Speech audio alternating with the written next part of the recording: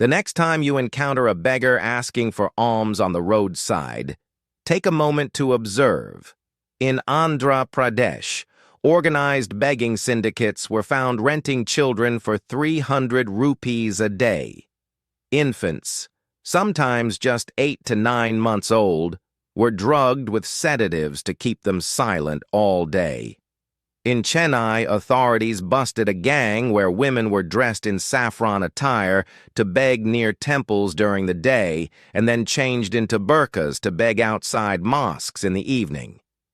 This reflects the operations of a deeply rooted and complex network known as the Beggar Mafia. In India, there are over 400,000 beggars.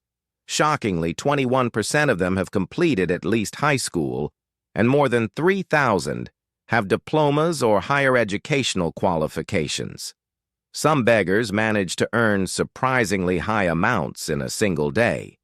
In 2022, a man named Suresh Manjhi, a laborer from Bihar, arrived in Kanpur in search of employment. He was living in the Yashoda Nagar slum area when he encountered a man named Vijay who promised him a job and asked him to meet beneath the Jakarkati Bridge the following day.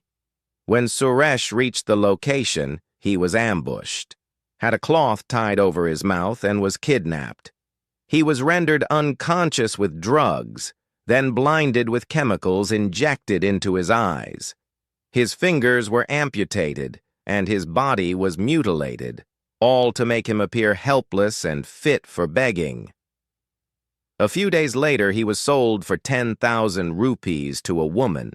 He was then taken by a man named Raj to Delhi via train and abandoned at a location where he was forced to beg. Suresh and others like him were given only 2 pieces of bread a day to keep them undernourished and elicit more pity from passers-by. He was repeatedly injected with unknown substances and subjected to brutal torture. Eventually, Suresh became so ill and weak that he could no longer go out. The gang deemed him unfit for use and arranged for a replacement. Raj sent him back to Kanpur with Vijay, but Suresh continued to be forced to beg daily. Whatever money he collected was taken from him at the end of each day. When his health declined further, the gang abandoned him entirely. He somehow made it back home, but his physical appearance had changed so drastically that his family could barely recognize him. This isn't fiction. It truly happened. Although AI visuals were used to present the narrative, the incident is real. Suresh's actual photographs exist as evidence. Later, with help from a local legislator, Suresh's family managed to file a formal complaint, which helped bring public attention to the case. He had endured horrific abuse. He was starved, drugged, physically assaulted, had his limbs broken, his teeth knocked out, and his vision damaged. Eventually, he was dumped near a woman's home in a Kanpur slum and once again injected with toxic drugs. Sadly, his case is not a rare one. The Beggar Mafia is a sophisticated criminal ecosystem. India's begging network is worth roughly 1.5 lakh crore rupees and involves countless women and children. Most people don't realize that when they give a few rupees to a beggar, that money often goes directly to their handlers or gang leaders. Studies show that 62% of beggars turn to the streets due to poverty, 45% due to unemployment, 24% due to old age, illness, or disability, 6% are widowed, and 3% are driven by substance addiction. During the COVID-19 pandemic, many lost their jobs and were forced into begging. Still, not all beggars are victims of circumstance. Around 12% engage in it voluntarily, viewing it as easy money. Some follow family tradition, and others do it out of habit or religious beliefs. Around 20% also engage in occasional labor such as waste collection, shoe polishing, or driving rickshaws. but the earnings are unstable. Despite assumptions, most beggars don't earn large amounts. According to data, 32% make less than 100 rupees daily, 33% earn between 100 and 200 rupees, 22% earn 200 to 400 rupees, and only about 1% manage to earn over 400 rupees in a day. Unfortunately, the beggars usually don't keep their earnings. Everything goes to the mafia. These gangs prey on the most vulnerable, especially children who are abducted or leased from poor families with false promises. Roughly 60,000 children vanish annually in India, and many of them are funneled into this cruel business. Babies are often kept drugged with sleeping pills or opium to prevent them from crying while begging.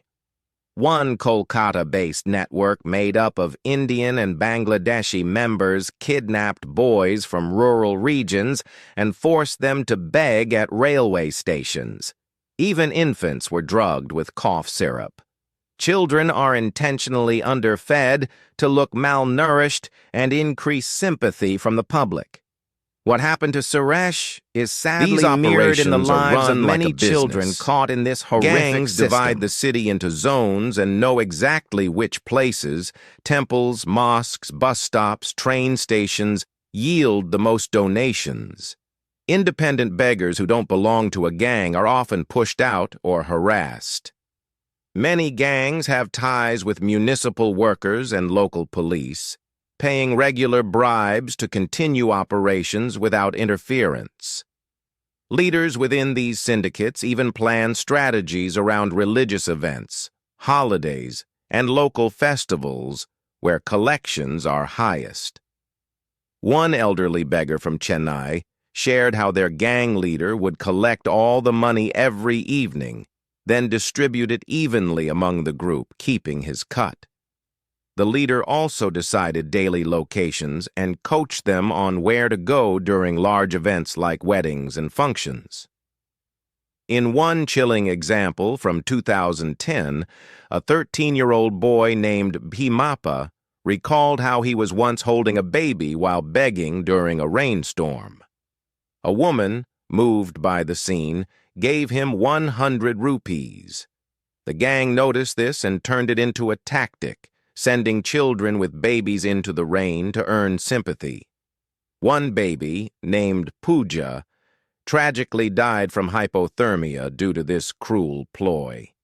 In another case, a 14-year-old named Javed from Delhi was hooked on drugs and earned 10 to 20 rupees a day, begging outside Hanuman Mandir in Connaught Place. He gave his earnings to a friend who supplied him with narcotics.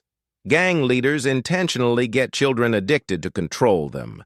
Drugs are withheld until they return with the day's quota. In many heartbreaking cases, even parents force their children to beg and beat them if they return empty-handed. In 2023, Hyderabad police arrested Anil Pawar, who exploited beggars to collect 6,000 rupees a day, only giving them 200 rupees as payment. Shockingly, some of these mafias have political protection. In Andhra Pradesh, when NGOs tried rescuing child beggars, local politicians allegedly intervened to protect the gangs. One disturbing case from 2009 revealed that a nanny working for a wealthy family in Bengaluru had been drugging the child she cared for, dressing him in rags, and renting him to begging rings for 100 rupees per day. The parents remained completely unaware. This shows the staggering depth of this criminal operation.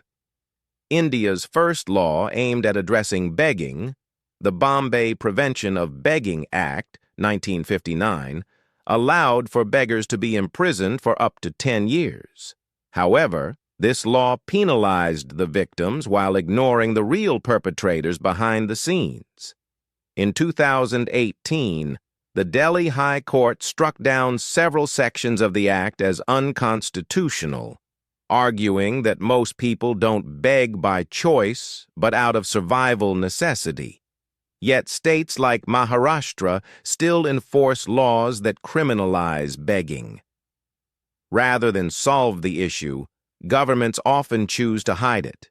During international events, like the G20 summit in 2023, Delhi authorities rounded up beggars and detained them in temporary shelters to keep them out of sight.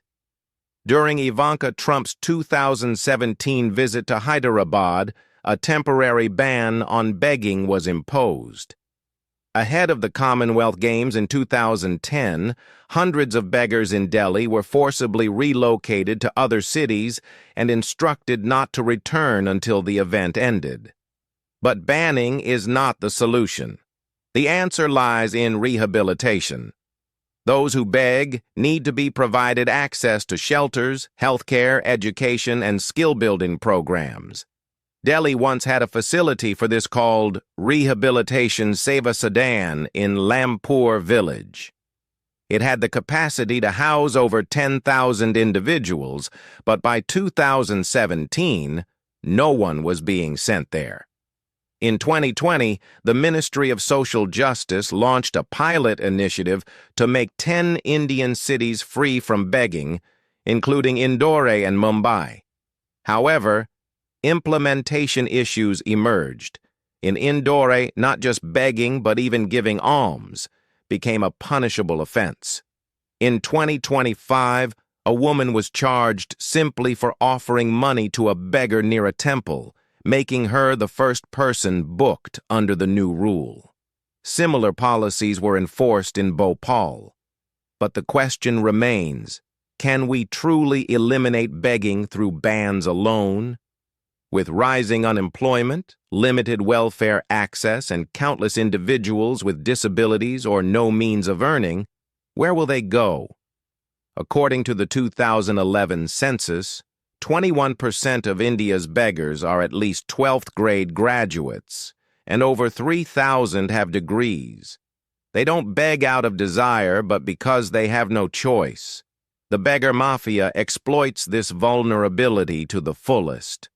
As a result, public sympathy is diminishing. People now hesitate to help anyone, assuming it's all part of a scam. But it's important to remember, not all beggars are controlled by gangs. Many are victims of life's cruel circumstances. Instead of handing out cash, consider offering food, warm clothing, or medical supplies. Support reputable NGOs that provide long-term solutions. Programs like education Teach for India and rehabilitation empower volunteers and professionals to teach underprivileged children and break this vicious cycle. Most importantly, treat beggars with dignity, speak with compassion, acknowledge their humanity,